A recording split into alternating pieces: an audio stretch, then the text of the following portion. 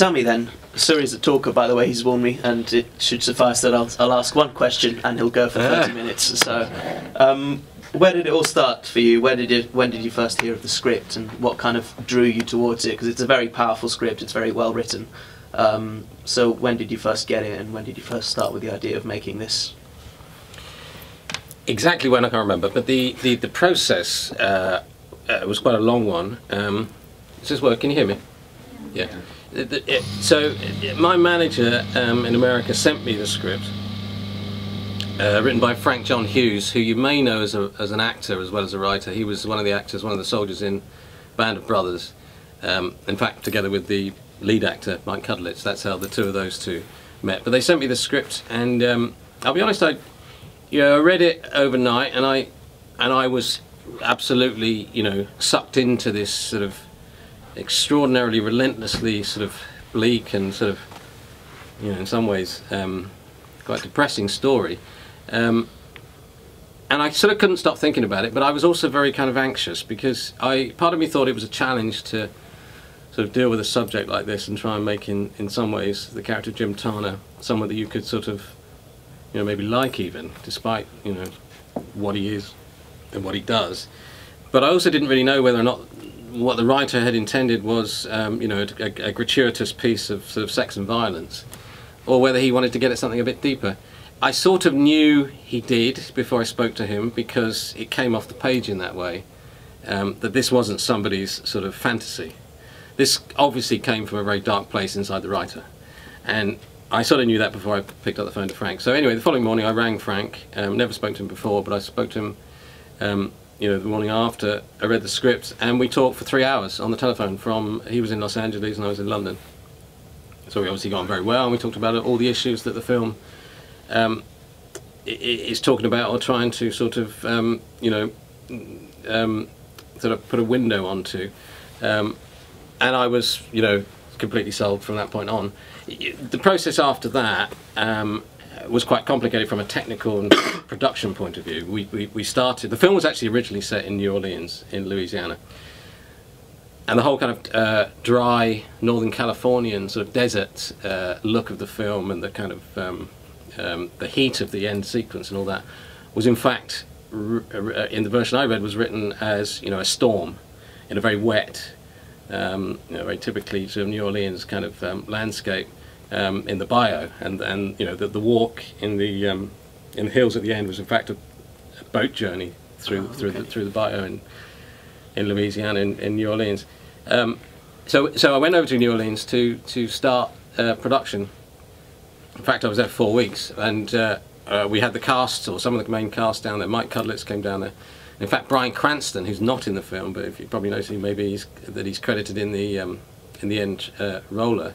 Bryan Cranston is one of my favourite actors. He's in this, he's a triple Emmy winner from Breaking Bad, and he's in that great film Drive that was, I think it was released last year or the year before. But anyway, Bryan came down, and he was going to be playing the serial killer Karl Marsdale. Right. So we all assembled in New Orleans, and after a few weeks there, there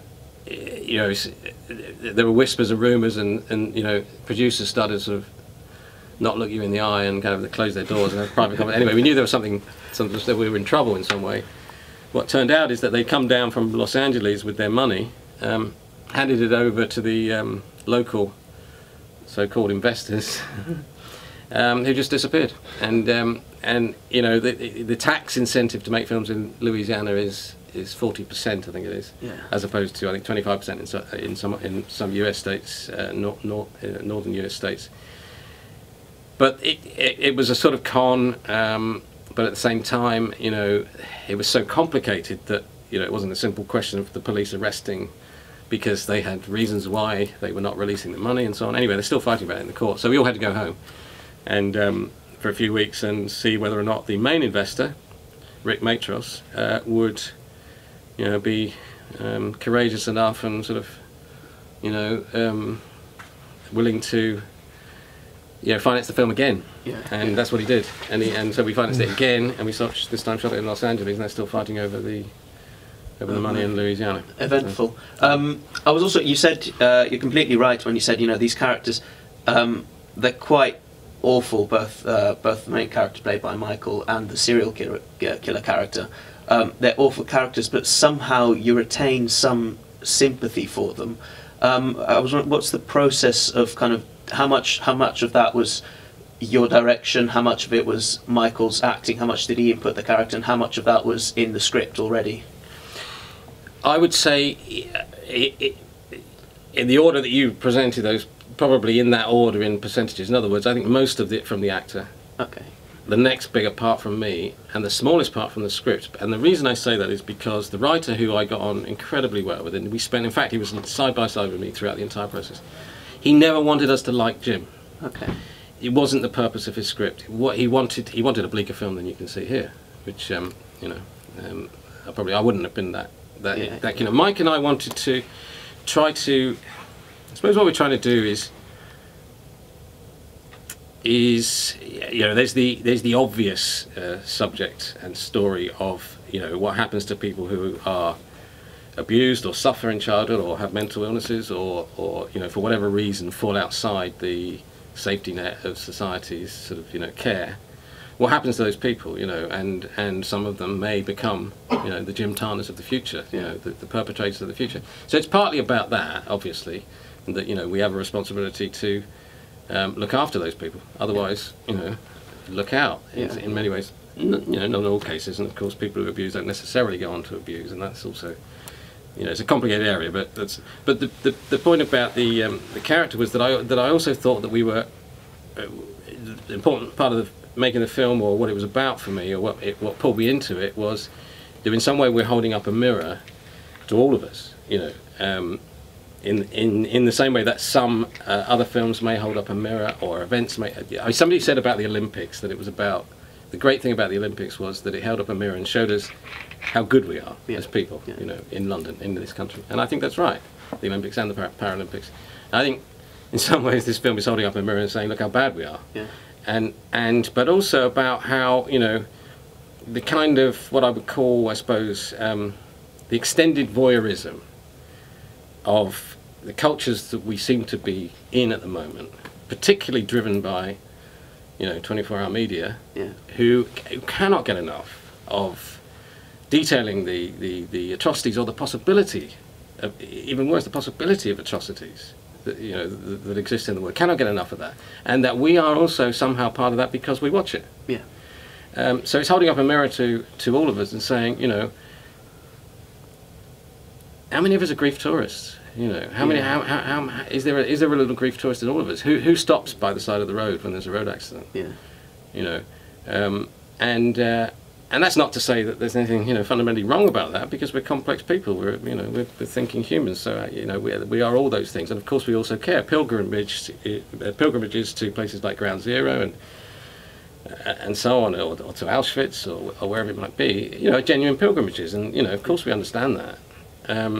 And I've been to Dachau in Germany, in Munich. But I also was, when I was at Dachau, I was also had to witness, you know, tourists with cameras taking photographs of the ovens, and you kind of think, where is this?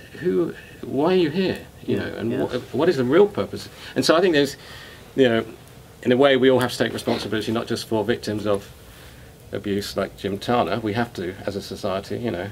That's the big, you know, thing we have to do, is to look after people like that. But also we have to, you know, look at ourselves and say, are we interested in the perpetrators of these crimes or the victims? Yeah. So what was working with Michael like? Because he comes across as an extremely talented actor. I was wondering, like, for example, the limp, was that his? Was that your idea? And does he actually smoke? Because he smokes a lot for someone who might not smoke. Yeah, it's... yeah, well observed. He doesn't smoke. Oh my God. Yeah. But he chain smoked throughout the entire pre-production and the shooting. Yeah. So is he quite an involved kind of Stanislavski style? Yeah, very much. Yeah. Very much. Yeah, very much. Okay, fantastic. But he was also one of the producers. He was also, you know, he's a team player. He was part of the process right from the beginning, right through, and an incredibly dedicated and decent man, but also extraordinarily brave. Not just brave to, you know, to put himself on the screen in the way he does in some of these scenes, but also, you know, the scene. I mean, for example, the scene where he kills Iris, the prostitute, or he beats her up. On the first take of that, we had to arrange it so that the camera obviously didn't see what he was hitting, because he's obviously not really hitting her. So he's punching into a bag or a pillow, I think it was. But on the first take, he broke his hand. Instead of hitting the pillow, he hit the side of the bed, the wooden side of the bed. So, and he's left-handed, that's right. So he's coming down with his left hand, and he broke this finger on his hand. Yeah. He then had to punch that bag in I think about 15 or 16 takes after that. With full, he then had to, drag her across the room, carry her into the car, and carry her. And we knew it was broken because it was coming up, every take it was coming up more and more. No, it was huge. It was like a football.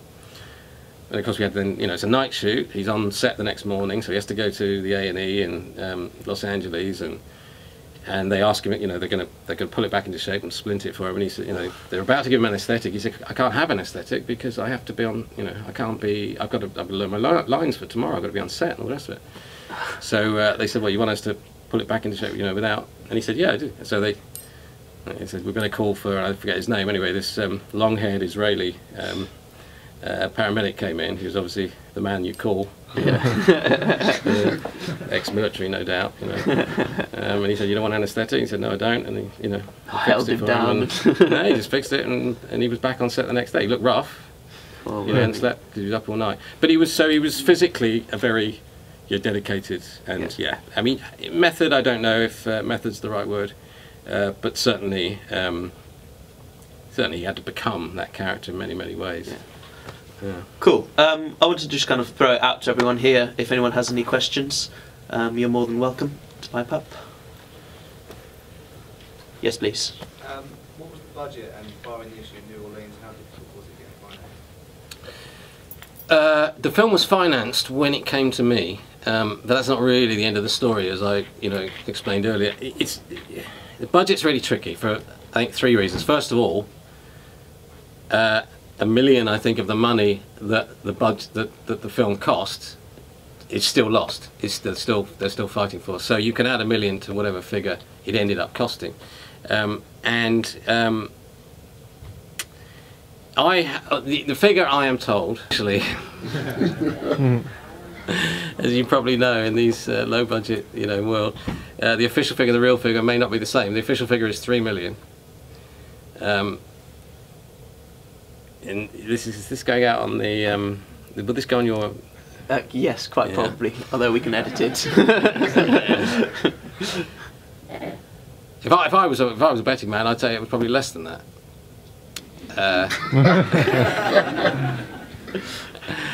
Quite a lot less than that. But if there are any buyers in the audience, it was $3 million.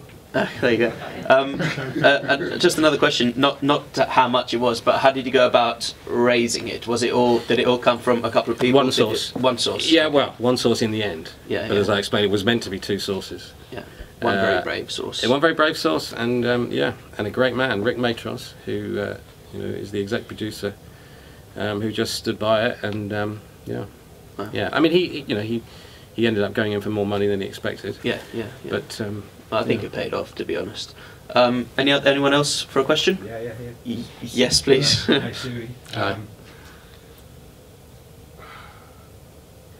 No, I haven't forgotten. I was just trying to phrase the question. I make it simple. The writer was with you all the time, you said. That's really interesting.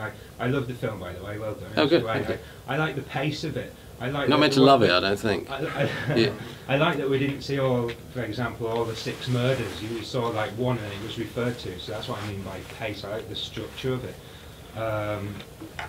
Was that how it was in the script? Did you film the film that was in the script? I mean, he was there the whole time, you said, as well. Did you really do his vision? Did you film exactly what he wanted? Did you change anything? No, it's difficult. Yes and no. I mean, first of all, the script. No, I don't think that film is the script in a strange way. I think the script, for me, when I read the script, felt very wordy and quite pacey, actually. And I don't think that's the film. I think the film has its own sort of gentle pace, which I quite like, and doesn't feel too wordy to me. So, on that sense, no, I don't think so. But I think, in terms of it's rare that you have exactly the same vision as another person. That's why filmmaking is so difficult, because there has to be only one vision, and there has to be the directors, you know. But at the same time, you're not a painter. You do have, you know, a writer and a producer and a, you know, an actor and all the other creative artists that are involved in the process. So it is collaborative, of course it is. But at the end of the day, you know, it has to be your vision. I can't shoot someone else's film. I couldn't shoot Frank's film. You know what I mean? I don't know what film, you know, Frank wanted to shoot. What I do know is that he was 100% supportive and more than thrilled, day by day, with what he was seeing on set and with the, you know, with the dailies as they came back. So I think we have the film that we both saw remarkably, because that's exceptional. But it was an exceptional relationship in that way, and he is an exceptional artist. But was it rewritten along the way? I mean, did you sit down with him and say sometimes, you know, Frank, I think this scene would work better if this happened? Yeah, it's ironic because there was quite a few scenes that I thought should have been removed from the script that we shot and then we did remove from the film. Yeah. There was more stuff with the young boy, for example, the young Karl Marsnap, which sort of, it's always very important to us that it never became a supernatural story. Yeah. You know, this serial killer that he's, you know, following in the footsteps, retracing his footsteps, is not a ghost. Yeah. It's very important. He's the conjured image of Jim Tahana. He's the man he imagines him to be. In fact, they're the same person in that way. Do you know what I mean? Because one is inside the other's head. So, and that was very important. The more scenes you had with the young Karl Marsnap, for some reason, the more it felt like a ghost story. You know, and we wanted to avoid a ghost story. You know, that wasn't what it was meant to be. So the script did go through a degree of development, but I have to say, when I first read it, it was, you know, 90%, you know, what's there. Just time for 2 more questions. Yes, please, one of you had your hand up there before. I'm sorry, I was just going to ask, was about the incidental music, was Leonard Cohen's Suzanne in the original screenplay, or was that added later on? You should know the answer to that. Leonard Cohen is my #1 musical influence, whatever the word is, poet, you know, inspiration. No, that wasn't in the script. You know, Cohen's in every film I make. But the Hawaiian music was in the script, very much so. The Hawaiian music was the thing that Jim Tahana listens to in his guard's booth, you know, in his car, in his motel room, and whenever else he can. So that was there, and we chose Johnny Cash because I love Johnny Cash, and so does Frank, the writer, and we also, because Johnny Cash is kind of Hawaiian influence, and his Hawaiian, you know, also, you know, seemed to suit it right. I chose Suzanne because I just think it's it's my favourite love song, really. Was it quite difficult to get, sorry, It's let's put it this way: it's not difficult to get it for, you know, festival screenings. Once it goes theatrical, depending on the negotiation at that point, because that's still got to be done, it might prove too expensive, but not necessarily. I used, in a film I made years ago that was here in Raindance New Year's Day, I used Avalanche from Leonard Cohen, and that was fairly, you know, inexpensive. One more question, a bit quickly, because we have... Yeah, go ahead. Was the narration in the screenplay, or was that later on? Was it intended for narration? Yes, it was. It was in the screenplay. It was completely rewritten for the final film, but it was absolutely in the screenplay. In fact, I recorded the narration before we started. At the beginning of rehearsals, I recorded the entire narration with Mike, and then we started rehearsing. So it was, but it was changed in post-production because I wanted to have it partly a narration as if it's inside his head, and partly as if he's reading the book about Marsnap. So you get 2 different styles in the film. Fantastic. Just one last question from me, really quickly. What's next for you? What are you working on anything now? Or are you just focused on promoting this? What's the... Yeah. What's it Woody Allen said? How do you make God laugh? Tell him your plans for the future. Is that right? Now I'm going to do... I've written and I'm going to make a adaptation of Hamlet next. Wow. Called Being Hamlet. And we're going to go into production in, we think, January. And we're going to shoot... When are we going to shoot, Jane? March? What do you think? What do you want? Okay. Yeah. Well, I wish you the best of luck. Okay. Very ambitious of you, and very much enjoyed this, and we're going to keep an eye on it. So thank you so very much for coming. Big round of applause one more time for Suri.